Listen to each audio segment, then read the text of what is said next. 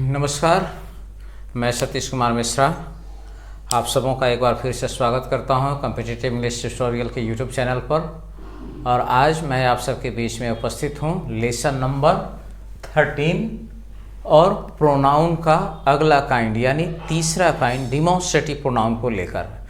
जैसा कि मैंने इसके पहले वाले वीडियो में यानी लेसन 12 में आप लोगों का परिचय एडजेक्टिव से कराया था और एडजेक्टिव से परिचय कराना क्यों ज़रूरी था वो अब आपको समझ में आएगा इस चैप्टर से।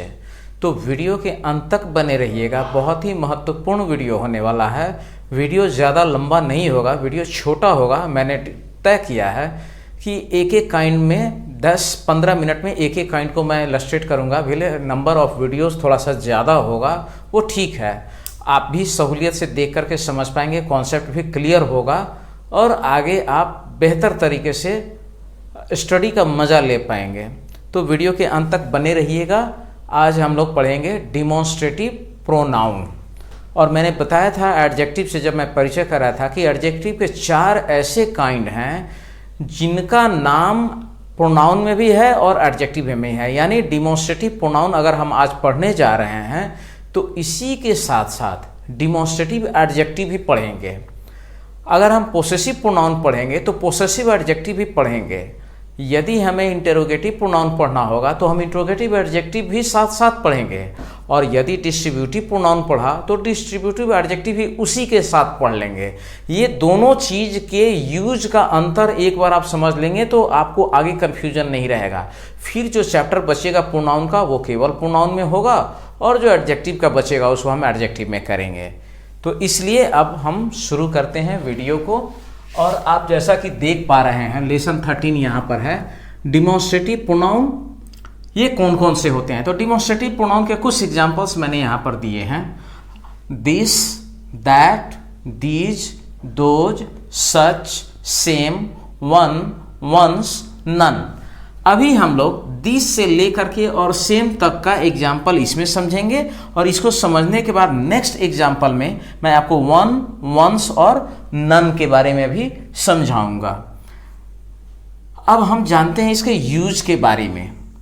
तो एक्चुअली हम जानते हैं प्रोनाउन किसको कहते हैं, word used in place of noun. जिसका प्रयोग हम नाउन के बदले में करते हैं उसको प्रोनाउन कहते हैं। अब डिमॉन्स्ट्रेटिव क्यों, तो सबसे पहली बात होती है कि डिमॉन्स्ट्रेटिव का मतलब क्या है, what is the meaning of demonstrate. Demonstrative का मतलब होता है पॉइंट आउट करना, इंगित करना, इशारा करना। जैसे हम किसी चीज की तरफ पॉइंट आउट करते हैं, संकेत करते हैं, हिंदी में इसको हम संकेतवाचक कहते हैं। किसी चीज की ओर इशारा करना, संकेत करना, यह कहलाता है demonstrative pronoun. As for example, और हाँ डिमॉन्स्ट्रेटिव प्रोनाउन और इसी के साथ मैंने यहाँ डिमॉन्स्ट्रेटिव एडजेक्टिव भी दिया है। चूंकि this, that, these, those, such, same, यहाँ जो मैं जिनका चर्चा कर रहा हूँ इसको जब मैं समझाऊंगा तो मैं यहाँ दोनों को क्लियर करूंगा कि ये एक जगह डिमॉन्स्ट्रेटिव प्रोनाउन है और एक जगह डिमॉन्स्ट्रेटिव एडजेक्टिव है। मेन बात क्या है, डिमॉन्स्ट्रेटिव प्रोनाउन किसी नाउन के बदले में आता है। यानी demonstrative pronoun is used in place of noun, यानी नाउन के बदले में आता है और नाउन की ओर इशारा करता है, संकेत करता है।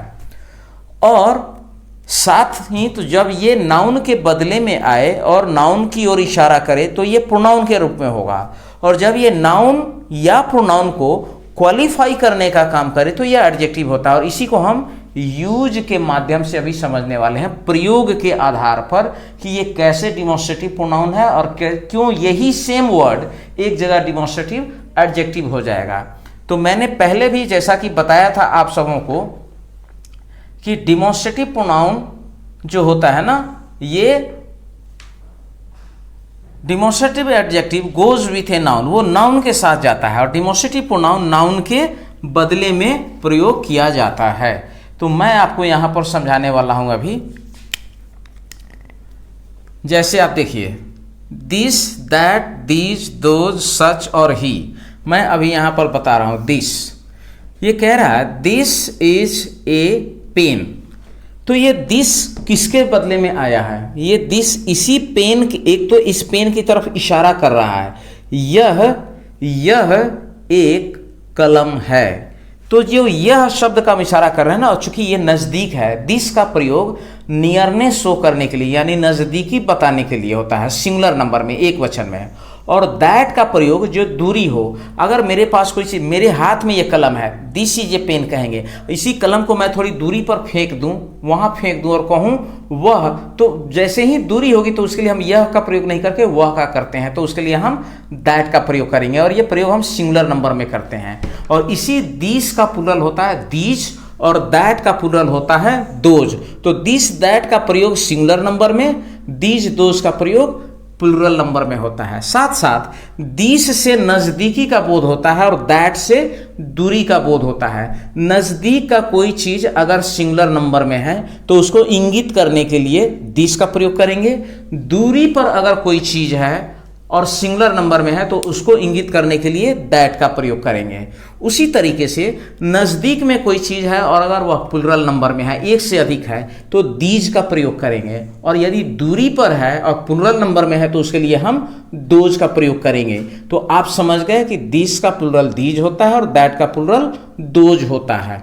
अब चलिए हम इसका प्रयोग समझते हैं। यहां पर दिस इज अ पेन, ये दिस जो है इस वर्ब के सब्जेक्ट के रूप में आया हुआ है। दूसरा, ये नाउन को ये और इशारा कर रहा है, कलम की ओर इशारा भी कर रहा है और उसी का जगह भी है। तो यहां पर ये सब्जेक्ट के रूप में आया और नाउन को इंगित भी कर रहा है, पॉइंट आउट भी कर रहा है उसको। इसलिए ये जो हुआ ना, यहां हम लिखेंगे डीपी यानी डिमॉन्स्ट्रेटिव प्रोनाउन। ये दिस हमारा डिमॉन्स्ट्रेटिव प्रोनाउन हुआ। अब सेम चीज देखिए, इसी दिस का, दिस इज ए पेन, अब इसी दिस का प्रयोग मैं यहां कर रहा हूं, दिस पेन इज न्यू। अब ये दिस जो हुआ ये डिमॉन्स्ट्रेटिव एडजेक्टिव हुआ। अब कहेंगे कि सर हम कैसे पता करें कि ये दिस दोनों जगह लिखा हुआ, आप एक जगह एडजेक्टिव कह रहे थे और एक जगह प्रोनाउन कह रहे हैं। अब देखिए यहां दिस के बाद गौर करने वाली बात देखिए क्या है, दिस के बाद इज आ रहा है, ये वर्ब है। तो जब दिस दैट दीज दोज सच और सेम, ये सब चीज, सेम को अभी छोड़ता हूं, इसको मैं लास्ट में डील करूंगा। दिस दैट दीज दोज और सच जब वर्ब के साथ आता है, इसके डायरेक्ट बाद अगर वर्ब आए, यहां भी देखिए दैट, ये भी डिमॉन्स्ट्रेटिव प्रोनाउन है, इसके बाद में वर्ब है ना इज। दीज के बाद फिर देखिए यहां पर क्या है, वर्ब है, तो ये दीज दोज। अब this is a pen, that is a book, these are fans, those are chairs, ये भी वर्ब के सब्जेक्ट के रूप में आया। सच, सच एक ऐसा वर्ड है, इसका सिंगुलर और प्लूरल दोनों तरीके से प्रयोग होता है। आपके सामने जो अर्थ दिखता हो या उपयुक्त लगता हो, तो सच इज भी होता है और सच आर भी होता है। यानी सच एक ऐसा वर्ड है जिसका प्लूरल प्रयोग सिंगुलर और प्लूरल दोनों में होता है। अगर सिंगुलर के अर्थ में करेंगे तो इसके साथ सिंगुलर वर्ब लगाएंगे, और प्लूरल के अर्थ में कर रहे हैं तो इसके साथ प्लूरल वर्ब लगाएंगे। तो आप देख रहे हैं कि दिस दैट दीज दोज और सच, इन सब के बाद में क्या आ रहा है, वर्ब आ रहा है, केवल वर्ब आ रहा है, इज आर आर। तो दिस दैट दीज दोज सच के जस्ट बाद अगर वर्ब आए, एकदम आंख मूंद करके उस को कहना कि ये डिमॉन्स्ट्रेटिव प्रोनाउन है, ये वर्ब के सब्जेक्ट के रूप में भी है और ये नाउन को इंगित भी कर रहा है, ये डिमॉन्स्ट्रेटिव प्रोनाउन है। और यहां देखिए दिस पेन, दिस के आगे क्या आया, नाउन। फिर देखिए that book is old, that के आगे क्या आ रहा है, बुक, ये भी नाउन है। दीज फैंस आर गुड, यहां दीज के बाद क्या आ रहा है, नाउन। फिर देखिए दोज चेयर्स आर ब्रोकन, यहां दोज के बाद क्या आ रहा है, चेयर्स, ये भी नाउन है। फिर सच, सच के बाद क्या आ रहा है, मीन, ये भी नाउन है। तो जब यही दिस दैट दीज दोज और सच के आगे वर्ब आया तो हम इसको डिमॉन्स्ट्रेटिव प्रोनाउन कहते हैं। लेकिन उसी दिस दैट दीज दोज के जस्ट बाद अगर नाउन आ रहा है, डायरेक्ट नाउन आ रहा है, यानी ये दिस दैट दीज दोज सच अगर नाउन के साथ आए, इनके और नाउन के बीच में दूसरा कुछ भी नहीं होना चाहिए, ये कंडीशन है। यानी ये जब भी आए और नाउन के साथ आए, इनके डायरेक्ट बाद नाउन आए, तो ये डिमॉन्स्ट्रेटिव एडजेक्टिव कहलाता है। ये असली पहचान है इसका। और अब आपको समझ में आ रहा होगा कि क्यों मैंने प्रोनाउन के साथ एडजेक्टिव को लिया। सेम वर्ड है, एक जगह प्रोनाउन है, एक जगह एडजेक्टिव है। एडजेक्टिव के लिए आंख मूंद करके आपको देखना है कि दिस, दैट, दिस, दो, सच और द सेम। इसके जस्ट बाद यहां द सेम जो है ना, इसके बाद में देखिए मैन, तो यहां नाउन डायरेक्ट बाद में आ रहा है, इसके जस्ट बाद नाउन आ रहा है। ये सब डिमॉन्स्ट्रेटिव एडजेक्टिव कहलाएगा और ये डिमॉन्स्ट्रेटिव प्रोनाउन कहलाएगा। आगे देखिए, द सेम का प्रयोग जब हम डिमॉन्स्ट्रेटिव प्रोनाउन के रूप में करते हैं तो द सेम का प्रोनाउन के रूप में प्रयोग का पहचान यही है कि इसके आगे एज आएगा। He is the same as he ever was, वह अभी भी वही है जैसा वह इसके पहले था, यानी वह जैसा था वैसा ही अभी भी है। तो he is the same as, तो द सेम का प्रयोग जब भी हम डिमॉन्स्ट्रेटिव प्रोनाउन के रूप में प्रयोग करेंगे तो उसके बाद एज आएगा ही आएगा। यहां वर्ब नहीं आ रहा है, यहां एज आ रहा है। और जब एडजेक्टिव के रूप में होगा तो डायरेक्ट बाद नाउन आ जाएगा। देखिए, ही is the same man I saw an hour एगो, यह वही आदमी है जिसे मैंने 1 घंटा पहले देखा। तो द सेम के बाद जब डायरेक्ट नाउन आ रहा है तो हमेशा याद रखेंगे डिमॉन्स्ट्रेटिव प्रोनाउन और डिमॉन्स्ट्रेटिव एडजेक्टिव को पहचानने का एकमात्र फॉर्मूला है कि दिस, दैट, दीज, दोज, सच। इसके बाद अगर केवल डायरेक्ट वर्ब आ रहा हो तो यह डिमॉन्स्ट्रेटिव प्रोनाउन होगा। दिस, दैट, दीज, दोज, सच, इसके जस्ट बाद और द सेम, इसके जस्ट बाद अगर नाउन आए तो वह डिमॉन्स्ट्रेटिव एडजेक्टिव कहलाता है। तो डिमॉन्स्ट्रेटिव प्रोनाउन के आगे वर्ब होता है, डिमॉन्स्ट्रेटिव एडजेक्टिव के जस्ट बाद नाउन होता है। अगर नाउन नहीं होगा तो वो एडजेक्टिव होगा ही नहीं। तो ये पहला कंडीशन भी है। दिस, दैट, दीज, दोज, सच, ये जब भी आएगा अगर नाउन के साथ आए या इसके जस्ट आगे नाउन आए तो यह डिमॉन्स्ट्रेटिव एडजेक्टिव कहलाएगा, और इसके आगे अगर वर्ब आ रहा है तो यह डिमॉन्स्ट्रेटिव प्रोनाउन कहलाएगा। अब अगले एग्जाम्पल में हम समझेंगे वन, वंस और नन का प्रयोग। इसका आप एक स्क्रीनशॉट ले लीजिए। और अभी हम देखेंगे typical use of this, that, these, those. इस एग्जाम्पल में दिस, दैट, दीज, दोज का एक टिपिकल एग्जाम्पल मैं आपको बता रहा हूं, और कॉम्पिटिटिव एग्जाम्स में ये जो 4 एग्जाम्पल मैं अभी आपके बोर्ड पर लिखा हूं ये ऐसा पूछा जाता है, तो ये बहुत इंपॉर्टेंट है आपके लिए। जब कभी भी किसी सेंटेंस में 2 नाउन का प्रयोग प्रीवियस सेंटेंस या क्लॉज में अगर किया गया होता है तो उसके लिए दिस का प्रयोग, हम जब सिंगुलर नाउन अगर प्रयोग किए हैं तो उसके लिए दिस का प्रयोग बाद वाले नाउन के लिए करेंगे और दैट का प्रयोग पहले जो मेंशन हुआ है। मैं इसको एग्जांपल से स्पष्ट करूंगा। देखिए, एक सेंटेंस मैंने लिखा यहां पर, work and play both are necessary to health. मतलब हुआ कि कार्य और खेल दोनों स्वास्थ्य के लिए जरूरी है। This exercises the body and that exercises the brain. अब कहने का मतलब ये हुआ कि यहां पर एक सेंटेंस मैं आपको दे रहा हूं, work and play both are necessary to health, और यहां सेमी कॉलन है। हेल्थ के बाद जो मैं दे रहा हूं ये एक डॉट देकर के कॉमा खींचा, ये सेमी कॉलन है, और अगला एक सेंटेंस से स्टार्ट हो रहा है। तो कहने का मतलब ये हुआ कि इसमें 2 नाउन का प्रयोग हुआ, एक वर्क और एक प्ले। तो ये work and play are both necessary to health. अब इसके बाद सेमी कॉलन के बाद का जो अगला क्लॉज शुरू हो रहा है या जो सेंटेंस शुरू हो रहा है उसमें अब हम नाउन रिपीट नहीं कर रहे हैं, अब इसके लिए हम प्रोनाउन का प्रयोग कर रहे हैं। तो ऐसे केसेज में work and play are both necessary to health, अब हमें अगर दिस का प्रयोग करना होगा तो वहां से जो अब सेंटेंस शुरू होगा ना, तो दिस हमने पहले भी कहा कि जो नजदीकी को शो करे, और दैट जो दूरी को शो करता है। दूरी शो करने के लिए, डिस्टेंस बताने के लिए दैट का प्रयोग करते हैं, और नजदीकी बताने के लिए दिस का प्रयोग करते हैं। तो work and play are both necessary to health, ये सेंटेंस वहां हो गया।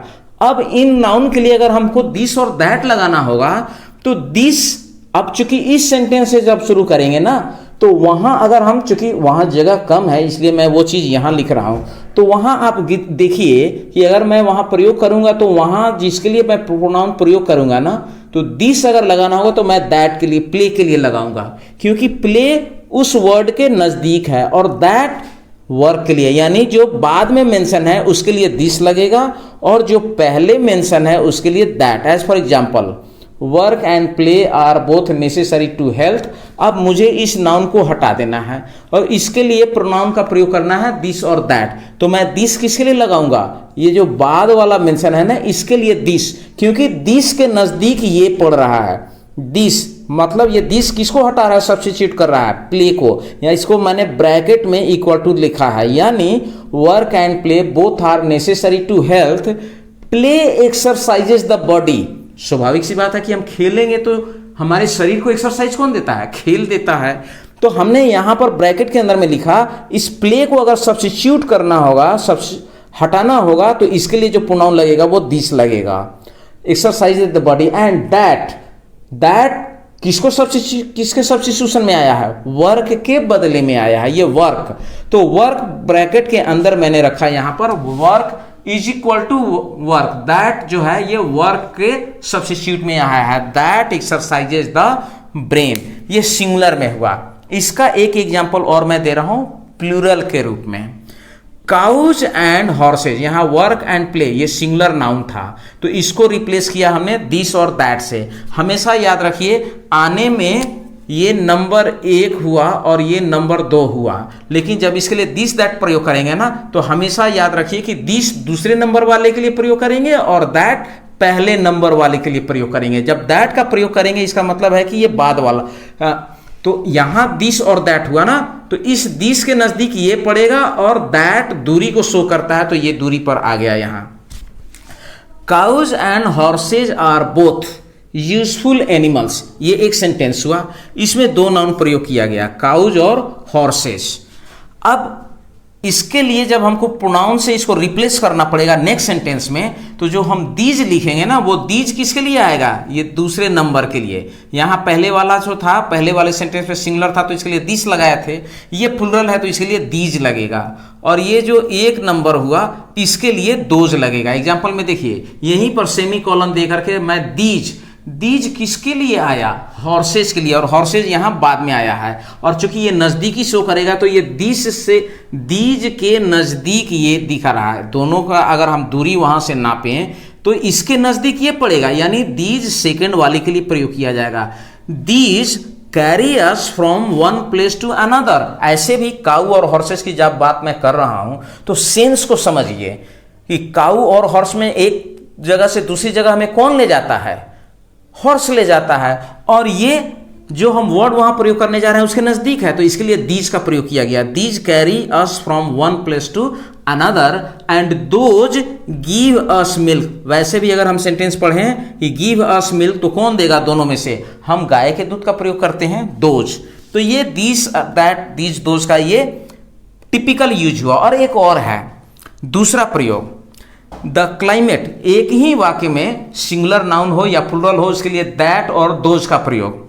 The climate of Pune is better than that, तो ऑफ मुंबई, ये दैट किसके लिए आया, ये क्लाइमेट के लिए आया है यहां पर, में पुणे के लिए नहीं है। द क्लाइमेट ऑफ पुणे, यहां सब्जेक्ट जो है ना हमारा क्लाइमेट है, हम बात क्लाइमेट के बारे में कर रहे हैं। किस क्लाइमेट के बारे में, पुणे के क्लाइमेट के बारे में। The climate of Pune is better than that of Mumbai, तो यहां दैट का प्रयोग किया गया इस क्लाइमेट के लिए। दैट ब्रैकेट में मैंने उसको लिखा है सब्स्टिट्यूट, जो किसका।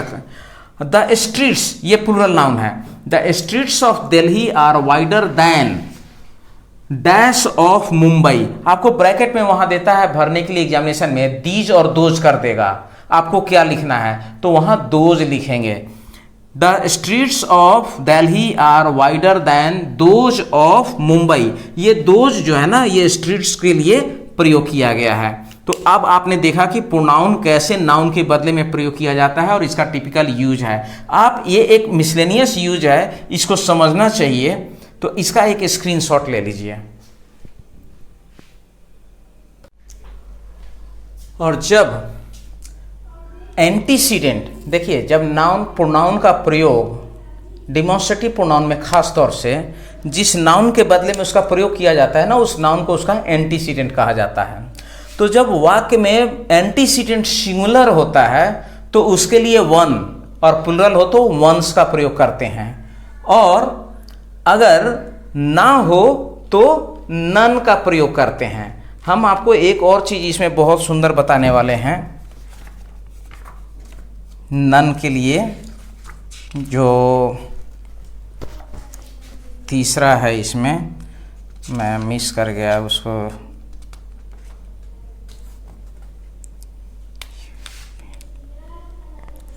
एक और एग्जाम्पल देते हैं। You have a pen but I have none. यहाँ नन का सेंस हो गया इक्वल टू नॉट वन। अब बच गया था आपका वन, वंस और none. None is the short form of not one. अब यहां देखिए, कहता है ही वोन ए मेडल लास्ट ईयर, उसने पिछले साल एक मेडल जीता, but he did not win. अब उस मेडल के लिए जो यहां प्रोनाउन लगा ना, वन लगाएंगे। पिछले साल तो मेडल जीता पर इस बार कोई नहीं जीत पाया, तो यहां वन किसके लिए आया है? ए मेडल के लिए। इसीलिए ब्रैकेट में इसको इक्वल टू दे करके मैं लिखा हूं कि यहां इस नाउन के लिए जो हमने प्रोनाउन का प्रयोग किया ये वन है, और ये भी डिमोन्स्ट्रेटिव प्रोनाउन है, इसी को इंगित कर रहा है। ही वोन a medal last year but he did not win one this time. अब चूंकि यहां मेडल सिंगुलर नाउन है, ये सिंगुलर यूज है, तो सिंगुलर एंटीसीडेंट, इसका ये वन किसके लिए आया? मेडल के लिए। तो जिस नाउन के लिए हम डिमोन्स्ट्रेटिव प्रोनाउन का प्रयोग करते हैं ना, वो नाउन उसका एंटीसीडेंट कहलाता है। एंटीसीडेंट पहले भी आ सकता है और एंटीसीडेंट बाद में भी आ सकता है। तो ये सिंगुलर है तो इसलिए वन का प्रयोग किया गया है। अब प्लूरल का प्रयोग देखिए, there are 30 small boys and 20 big once.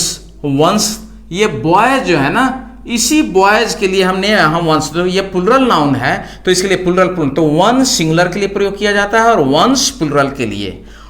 In our class ये प्लुरल का प्रयोग हुआ। And you have a pen but I have none. None is the short form of not one. मतलब आपके पास एक कलम है, मेरे पास एक भी नहीं है, ये इसका सेंस होता है। तो इस प्रकार आपने देखा दिस, दैट, दिस, दो, सच, सेम, वन, वंस, नन, जिसमें मैंने वन, वंस और नन का प्रयोग अभी जो आपको बताया ये सिर्फ प्रोनाउन के रूप में बताया। इसके पहले वाले सेम तक का मैंने डिमोन्स्ट्रेटिव प्रोनाउन और डिमोन्स्ट्रेटिव एडजेक्टिव दोनों ही रूपों में मैं बताया हूं इसका। अगले क्लास में जब हम मिलेंगे तो हम पोसेसिव प्रोनाउन और पोसेसिव एडजेक्टिव को साथ साथ पढ़ेंगे। आज डिमोन्स्ट्रेटिव का हो गया, आप इसका एक स्क्रीनशॉट ले लीजिए।